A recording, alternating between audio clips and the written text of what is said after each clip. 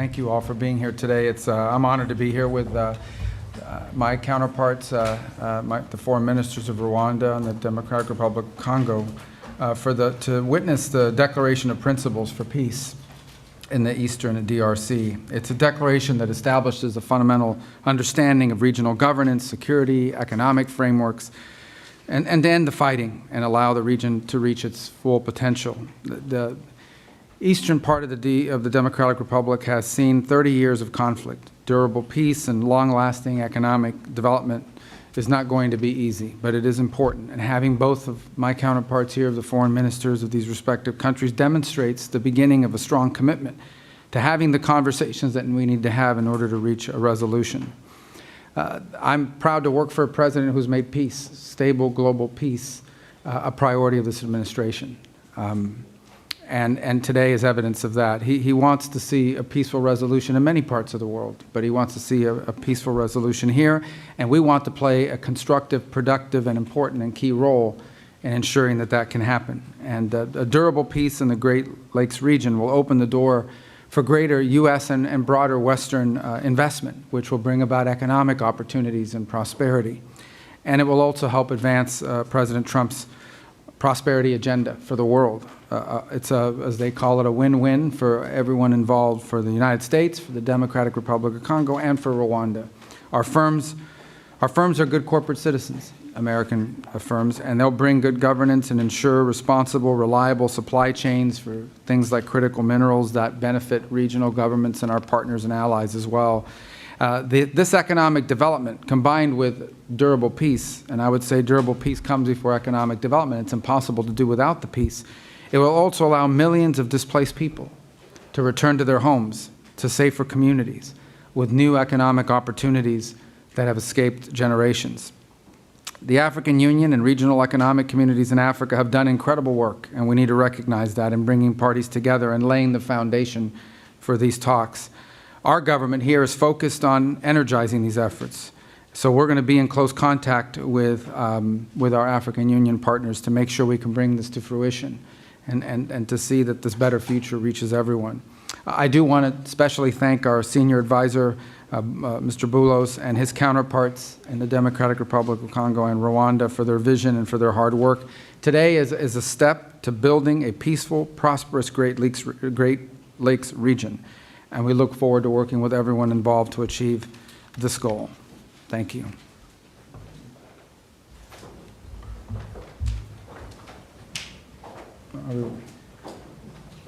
Okay, perfect. Thank you.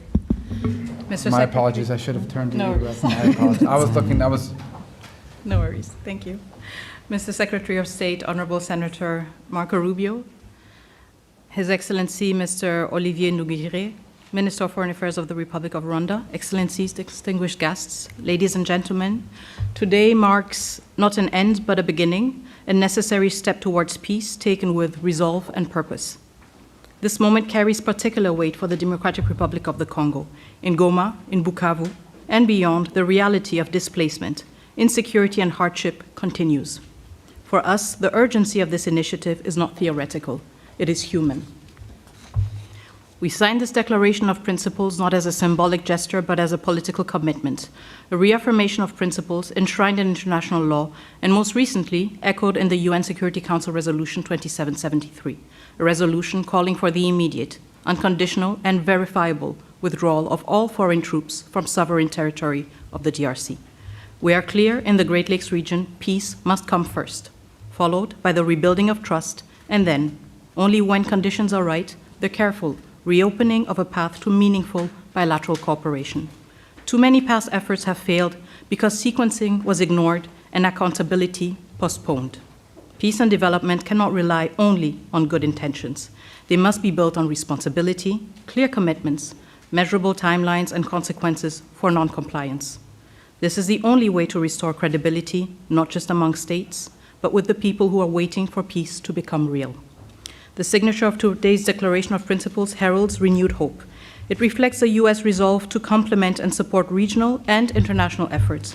This initiative brings accountability and draws the hard lessons from past efforts that have failed to materialize. So the good news is there is hope for peace. The real news, peace must be earned and it will require seriousness, transparency, and sincerity. We welcome the leadership of the United States of America, a country that has shown steadfast support, consistent principles, and resolve in multilateral forums, especially within the United Nations Security Council. Mr. Secretary, Senator Rubio, I would like to express our deep gratitude. Dr. Boulos, also, your extensive consultations across the region have brought nuance, depth, and humanity to this process. And your presence today underscores that diplomacy must listen, understand the lived experiences of those most affected, and seek durable solutions. The Democratic Republic of the Congo recognizes and values this engagement of the United States. We are also encouraged by US-backed initiatives that promote secure mineral value chains and inclusive economic growth. These efforts reaffirm that peace and prosperity are inseparable. Each step towards stability is a step towards dignity, jobs, and schools. This is the promise of responsible investment and a principled partnership with the DRC, a country not only emerging from conflict, but also at the core of finding solutions to global challenges. To our countrymen and women in the Democratic Republic of the Congo, especially in the East, we know you are watching this moment with concern, with hope, and yes, with doubt. And you are right to do so. You have every reason to expect more than promises. You are entitled to actions that measure up to the suffering you have endured. We draw strength from your resilience, from your commitment to justice, and from our shared, unwavering belief that our sovereignty and our territory are not negotiable. We are a nation that honors its responsibilities, and we understand that history, geography, and yes, maybe even fate has given us the neighbors we have. The borders we inherited, as confirmed by the African Union, are permanent and will never change. But beyond these lines lie histories, families, and communities that bind us together. This shared heritage calls for maturity, restraint, and the wisdom to recognize that peace is not weakness, it is strength. Once again, we stand at crossroads, with peace within reach, and we, the Democratic Republic of the Congo, are determined to move forward, building on the lessons from the past. We stand as a nation dedicated to achieving lasting peace. We welcome the support of a strong partner by our side. And I voice the solemn hope that all parties will seize this opportunity, just as we, the DRC, have chosen to. Thank you. Thank you, Madam Minister. Mr. Minister.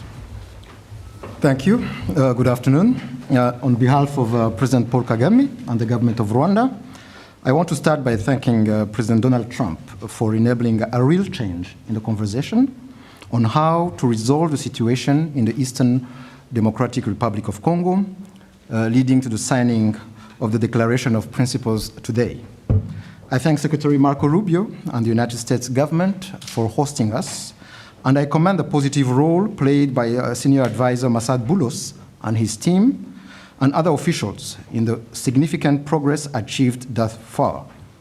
Today, we are talking about the real issues, the root causes that must be addressed to achieve a lasting peace in our region. Those include, first and foremost, security, as well as the return of refugees. In addition, and very importantly, we are discussing how to build new regional economic value chains that link our countries, including with American private sector investment. Our goal is a secure region, free of violent ethnic extremism, which is well governed. Working together, our region can be an engine of prosperity for all our peoples, and indeed Africa as a whole. The Declaration of Principles opens the door to a definitive peace agreement, giving fresh impetus to ongoing efforts of the Africa-led process under the East African Community and Southern African Development Community, as well as the Doha track, facilitated by the State of Qatar, where we have seen important breakthroughs in recent days. Our common aim is to conclude a comprehensive peace agreement as soon as possible. But there are no shortcuts or quick fixes, and we have to do the hard work to get it done right, once and for all. Rwanda is committed, and we are ready to continue working together with all the partners involved to ensure the success of this initiative. I thank you all.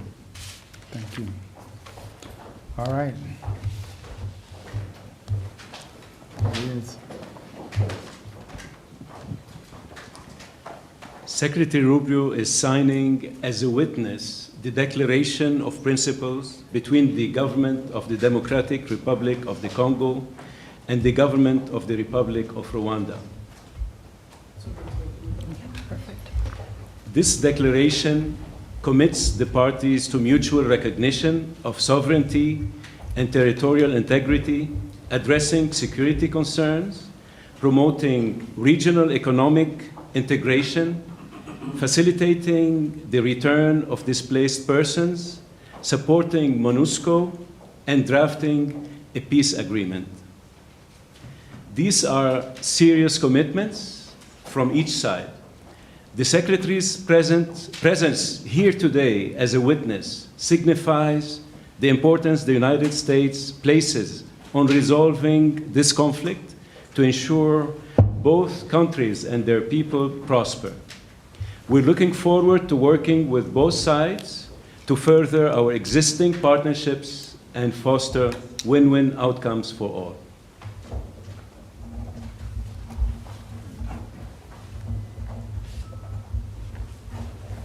So we're going to slide it down this way. Perfect.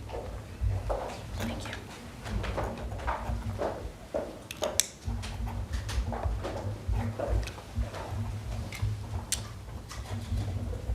Thank you. Thank you.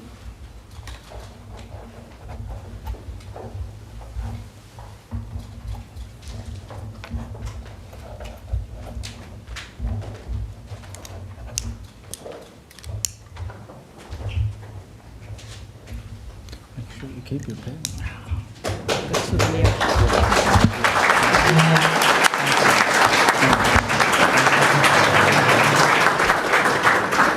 Thank you very much. Thank you so much.